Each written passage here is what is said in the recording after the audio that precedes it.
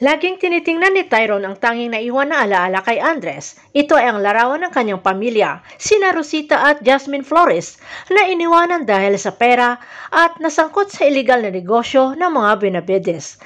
At dahil nagtiwala siya sa kay Tyrone na makitang may mabuting puso nang inutusan si Boyet ang minor de edad na inutusan ang kanyang ama para magdala ng ipinagbabawal na negosyo ng mga Benavides, na ang rason hindi ito makukulong si Boyet at minor de edad pa lamang.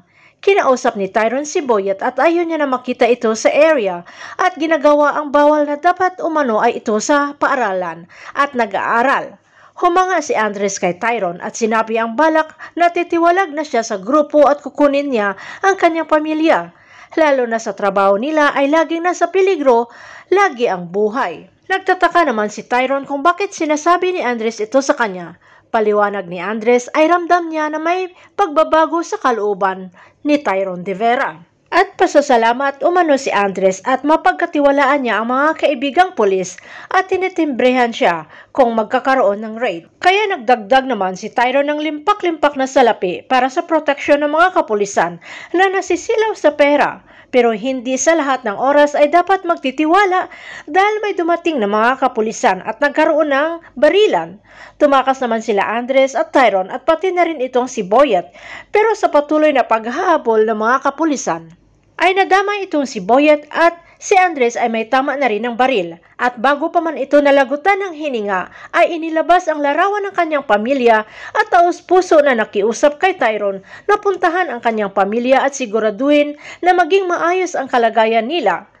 Nakaalis si Tyrone doon at natakasan ang mga kapulisan pero hindi maatim ng puso na nadamay si Boyet na inosente sa kahayupan ng mga Benavides. Nagpakalasing-lasing kunwari itong si Tyrone at pumunta sa lugar na sinasabi ni Andres at nagkunwaring nabanggang sasakyan kunwari sa kalasingan na pumasok sa flower shop na tinatrabahoan ni Jasmine Flores ang anak ni Andres at doon siya nakita ni Jasmine na duguan at lasing na lasing kunwari. At ito ang unang pagkikita ng dalawa, Tyrone de Vera at Jasmine Flores. Samantala, kahit hindi si Tyrone ang tumapos sa buhay ni Lance kundi si Harry, ay pinasalamatan siya ni Vito nang nalaman mula kay Iris na pumunta pa rin sa ospital itong si Tyrone para tapusin ang kanyang trabaho na patayin itong si Lance. At para lalong magtiwala si Vittorio Benavides dito kay Tyrone de Vera ay nagsuhestyon ito para sa ikakabuti ng kanilang negosyo. Pero ayon sa kay Vito ay pag-isipan muna ito ng maayos ni Tyrone de Vera.